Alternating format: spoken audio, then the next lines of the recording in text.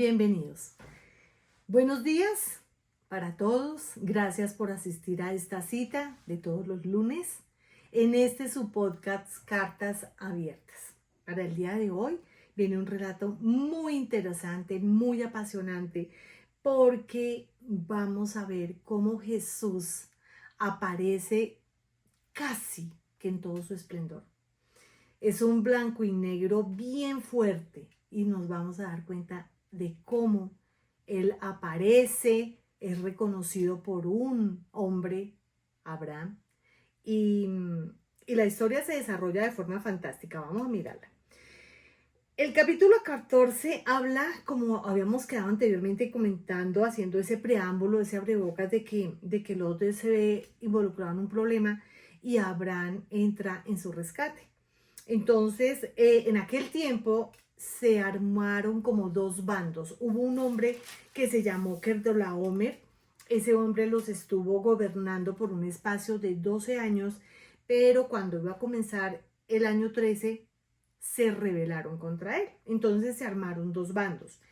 Y el bando de Kedorlaomer estaba haciendo guerra contra varias ciudades, incluida Sodoma y Gomorra.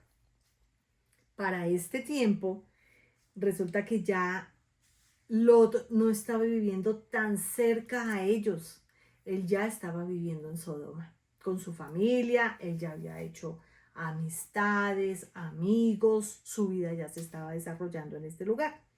Entonces resulta que con esta guerra que se presentó, con estas contiendas, Kedorlaomer derrota a los reyes de Sodoma y Gomorra. Y ocurre algo tremendo, y es que cuando ellos poseían esas tierras, pues entraban, saqueaban, les robaban sus provisiones, pero también tomaban las personas que encontraban en ese lugar, las tomaban para sí. Y en ese grupo entró Lot y su familia. Ellos fueron tomados en esa contienda por el grupo enemigo. Entonces, me voy a ubicar ya en la historia, porque esto aquí hubo un problema tremendo, los unos con los otros. No voy a nombrar específicamente pues estos reyes, pero sí, digamos, como lo esencial para poder avanzar. Dice que el valle de Sidín estaba lleno de pozos de asfalto, y cuando los reyes de Sodoma huyeron, se cayeron en ellos, pero los demás lograron escapar hacia los montes. Entonces los vencedores saquearon todos los bienes de Sodoma y Gomorra junto con todos los alimentos y luego se retiraron. Y como Lot del sobrino habitaba en Sodoma, también se lo llevaron a él junto con todas sus posesiones. Tremendo problema. Uno de los que escapó se fue y le contó a Abraham. Entonces Abraham, imagínense, era su sobrino, y Abraham tenía un alto sentido de lo que era la parentela, de lo que era la familia. Él tenía en su corazón un alto sentido de responsabilidad con estos hechos. Entonces él dice que en cuanto supo que su sobrino estaba cautivo, convocó a 318 hombres adiestrados que habían nacido en su casa, y se fueron y comenzaron a perseguir a los invasores. Durante toda la noche, Abraham y sus siervos desplegaron sus fuerzas y los derrotaron, y los persiguieron, y recuperó todos los bienes, y también rescató a su sobrino Lot junto con sus posesiones, las mujeres y las demás personas que estaban allí, que habían raptado. Bueno, aquí entra una parte súper importante en donde Jesús aparece. Dice, versículo 17, cuando Abraham volvía de derrotar a Kedorlaomer y a los reyes que estaban con él, el rey de Sodoma salió a su encuentro en el valle de Sabe, es decir, en el valle del rey. Y Melquisedec, rey de Salem y sacerdote del Dios Altísimo, y le ofreció pan y vino, y luego bendijo a Abraham. Entonces aquí nos damos cuenta de lo siguiente: aparecen dos personajes, que fue el rey de Sodoma, ¿sí? Yo me imagino que él salió pues a darle las gracias porque los había como rescatado a la hora de la verdad, pero aparece el nombre de Melquisedec. El nombre de Melquisedec significa rey de justicia, rey de paz. Y esos títulos honoríficos, ¿a quién les son dados? Sino solamente a Jesús, al Hijo de Dios. Melquisedec no tuvo genealogía. Y él dice, los estudiosos de la Biblia misma me parece que lo dice, que él aparece en este momento de la historia, pero nunca más vuelve a aparecer. Sin embargo, su trascendencia es muy importante y la vamos a ver un poquito más amplia en el libro de Hebreos, para que podamos entender la imagen, el significado, la representación de Melquisedec en este momento frente a Abraham. Entonces, dice lo siguiente, vuelvo a repetirlo. Melquisedec, rey de justicia, rey de paz, dice, rey de Salem y sacerdote del Dios Altísimo. Miren estos nombres, estos honores, nombres honoríficos solamente. Sacerdote del Dios Altísimo, solamente a Jesús. Le ofreció pan y vino. Nos vamos a detener aquí un poquito. Melquisedec le ofrece a Abraham pan y vino.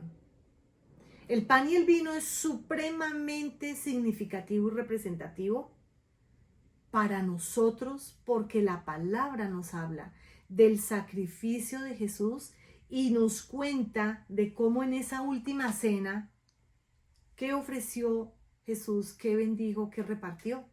Y él dio palabras específicas acerca del pan y acerca del vino. Y un Melquisedec aquí se lo ofrece a Abraham.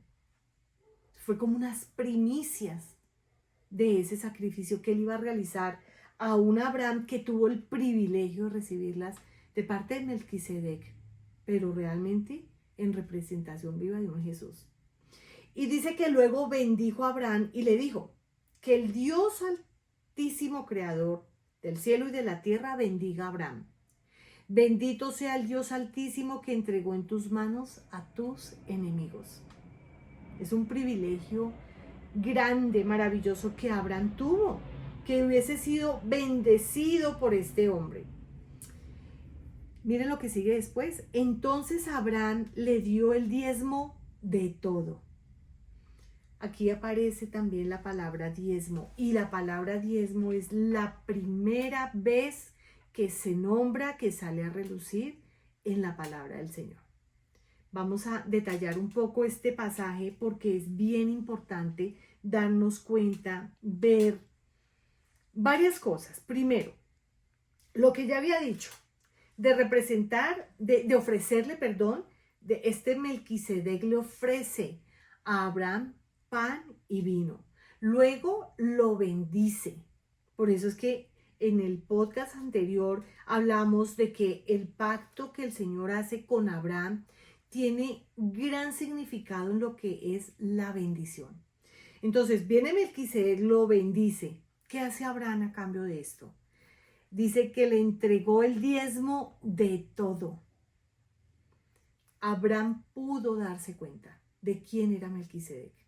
Porque si ustedes han analizado, Abraham se cuidó de darle honra, gloria, de darle reconocimiento como su Dios en los altares únicamente a Dios.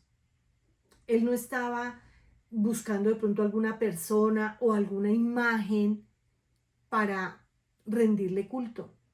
Lo hacía solamente a su Dios. Y con este diezmo que le dio de absolutamente todo, estaba honrando el nombre del Señor. Lo hizo porque Melquisedec se lo pidió o se lo exigió. No. Lo que Melquisedec hizo fue bendecir. Pero en un corazón como el de Abraham, agradecido por la bendición, le da el diezmo. Entonces, aquí podemos darnos cuenta de que Abraham reconoce la deidad en un Melquisedec, en agradecimiento le da el diezmo. Y es bien importante que nosotros podamos tener en cuenta esto. Yo amo diezmar. Y hay que hacerlo y seguirlo haciendo y lo invito a que lo hagan porque definitivamente es una forma de honrar a Dios, de darle gracias y de reconocer definitivamente cuando nosotros podemos hacer un podcast dedicado a lo que es el diezmo para poder entender y darnos cuenta de que nada de lo que tenemos en esta tierra nos pertenece. El diezmo nos permite darnos cuenta y ubicar y poner los pies en la tierra de que podríamos llegar a ser muy ricos, sí, pero no por nuestras propias fuerzas, no porque somos demasiado inteligentes y somos capaces de poder con nuestras manos trabajar y desarrollar mucho dinero, no. Es porque Dios lo ha permitido, es porque recibimos la bendición de Dios, es porque reconocemos que todo,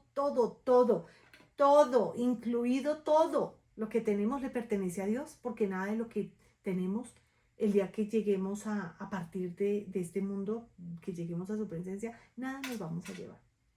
Entonces, nos permite bajarnos del orgullo, de la soberbia, de decir es mío, esto yo me lo gané por inteligente, por sabia, porque tengo una suerte increíble. No. Somos administradores de lo que Dios nos permite que llegue a nuestras manos a través de nuestro trabajo. Honramos el trabajo, agradecemos el trabajo, pero honramos a Dios porque es quien nos lo permite disfrutar. Es Dios quien nos permite tener. Esto fue lo que hizo Abraham.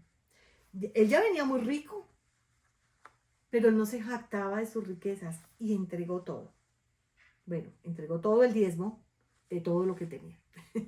Entonces aparece el rey de Sodoma y escuchen lo que el rey de Sodoma le dice a Abraham. Recordemos que el rey de Sodoma están allí y el rey de Sodoma está viendo lo que está ocurriendo y mire lo que él le dice. Le dice a Abraham, dame las personas y quédate con los bienes. Esto solo lo hace un corazón muy apartado de Dios.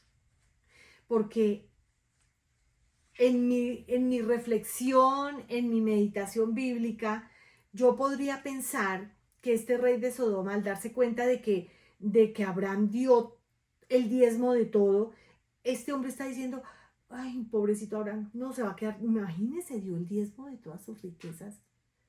Yo voy a salirle adelante a Melquisedec y yo le voy a decir, no te preocupes, mira, no me des más de tu, no saques más de tus riquezas para repartirlo, porque ya le diste a Melquisedec, a mí no me des nada de tus riquezas, ¿no? Aparentemente qué corazón tan noble, pero mira lo que le dice, dame las personas. Y ustedes creen que Abraham iba a entrar en una batalla por rescatar a su hijo Lot y hacerle un canje o un cambio al rey de Sodoma diciéndole, ay, está bien, sí, es que me voy a quedar sin bienes, quédate con ellos. Jamás, jamás. Miren lo que dice Abraham, lo que contesta él a esta sugerencia o petición. Dice, he jurado por el Señor, el Dios Altísimo, creador del cielo y de la tierra, que no tomaré nada de lo que es tuyo, ni siquiera un hilo ni la correa de una sandalia. Así que nunca podrás decir, yo hice rico a Abraham. Y aquí nos damos cuenta de cómo su corazón sí está bien posicionado, recto delante de Dios, porque la honra, hay una parte que nosotros debemos tener claro y es que Dios no comparte honra con absolutamente nadie. En eso sí Él es muy celoso, porque Él es Dios. Y muy seguramente ese rey de Sodoma iba a estar diciéndole a la gente, Abraham es rico porque yo no le quité ningún bien. Fui yo quien lo hice rico, fui yo quien lo engrandeció con cosas materiales. Y Abraham no iba a permitir eso, porque el que permitió su riqueza fue Dios. Él no iba a permitir que fuera honrado, engrandecido o enaltecido un nombre diferente a Dios. Entonces, sigue más adelante en el versículo 24, no quiero nada para mí, salvo lo que mis hombres ya han comido. En cuanto a los hombres que me acompañaron, es decir, Aner, Escol y Manre, que tomen ellos su parte. Pero él se protegió. Es como si Abraham hubiera dicho, tengo un grupo de personas, yo me imagino que estos 3 hombres eran de los que estaban ayudando, obviamente, a organizar esos 318 con los que fueron a pelear y que ellos decidan. Pero en lo que a mí corresponde como Abraham, la honra solamente se la lleva Dios. Es una lección supremamente importante. Voy a tomar un tiempo para hablar de Melquisedec. Y Melquisedec, todo lo que él, digamos, representa, está muy, pero muy explicado en Hebreos.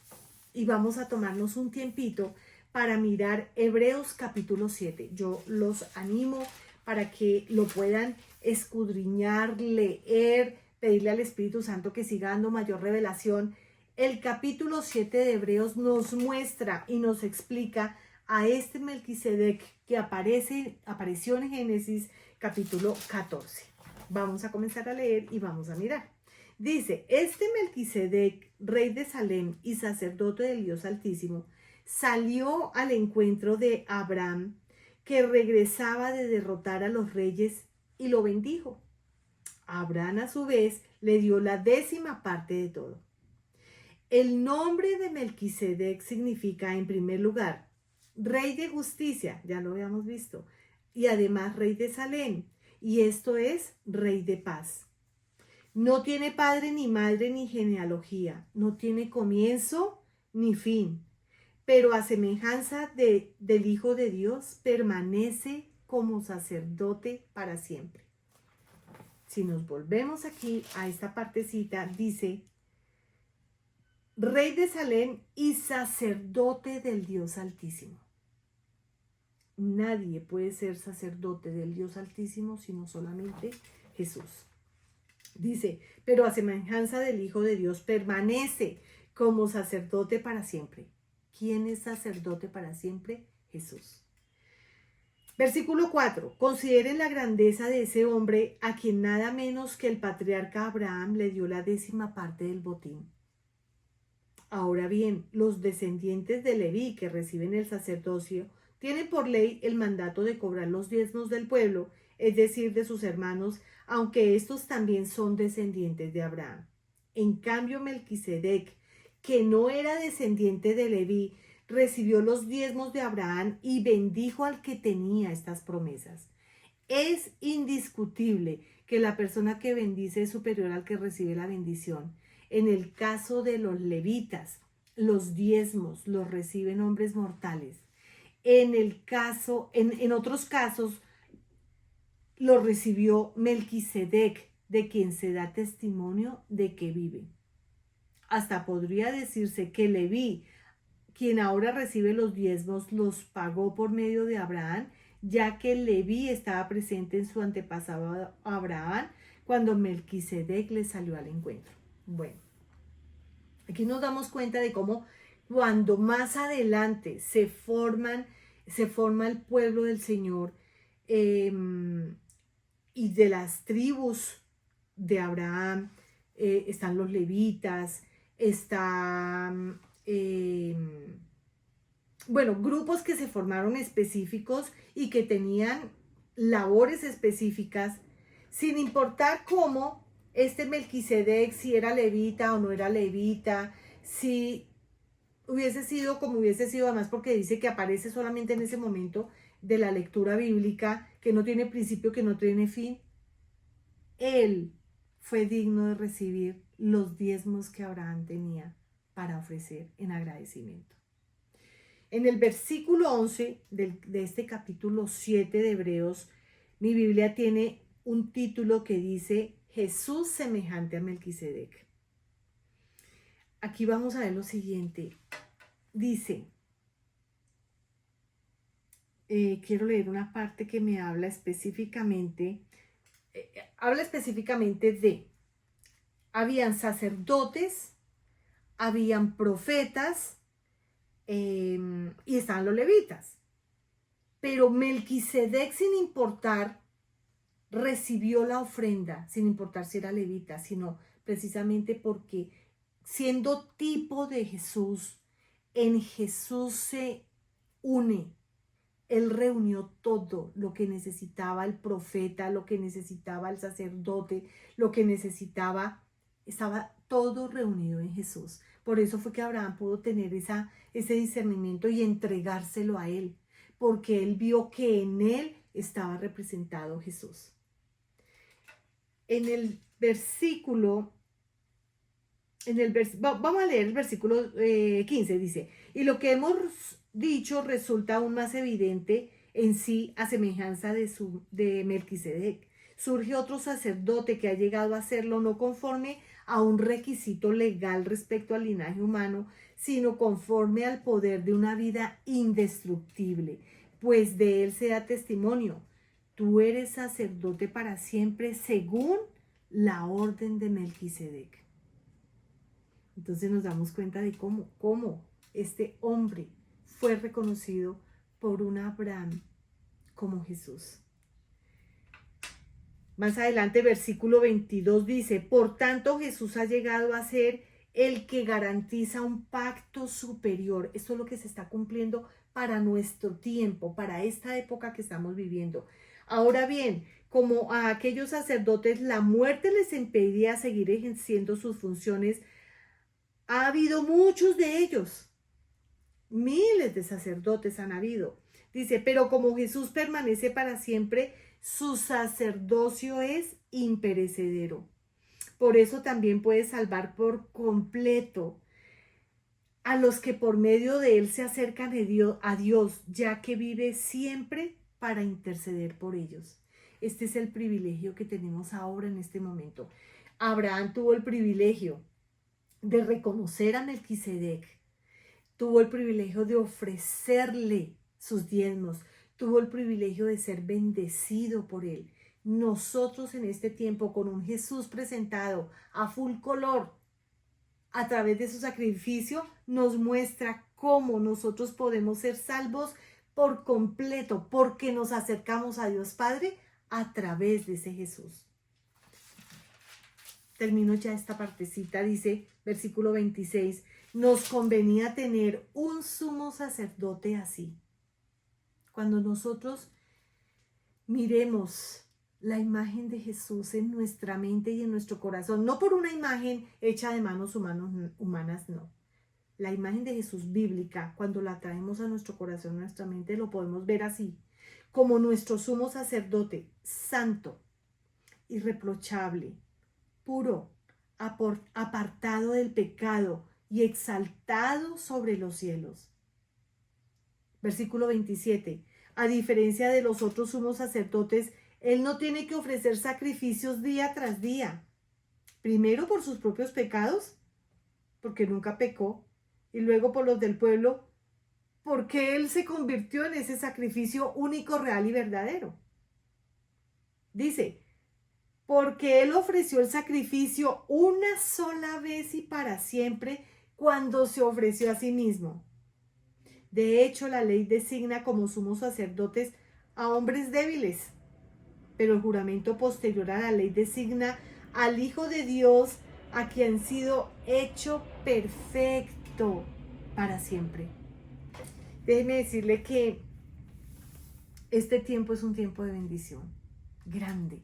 El poder discernir y el poder darnos cuenta del antes y el después. El antes en un Jesús representado allí en blanco y negro a través de un Melquisedec que sí fue apreciado, que sí fue discernido por Abraham, pero podernos dar de cuenta algo tan maravilloso, y es que lo tengo que volver a repetir, y es que nosotros tenemos un sumo sacerdote, no débil como lo dice la palabra, no humano, con todas las situaciones problemáticas que tiene el ser humano, sino un sacerdote santo, irreprochable, puro, apartado del pecado y exaltado en los cielos. Yo los invito, de verdad, con mi corazón, los invito a que entreguen su vida a este Jesús precioso y maravilloso.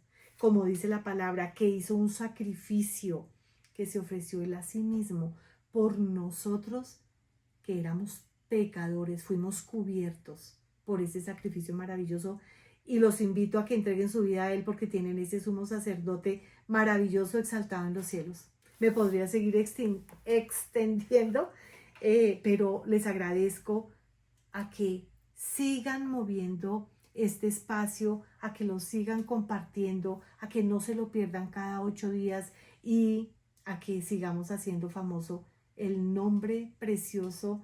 Exaltemos el nombre de Jesús a través de este espacio. Bendiciones. Nos vemos el próximo lunes.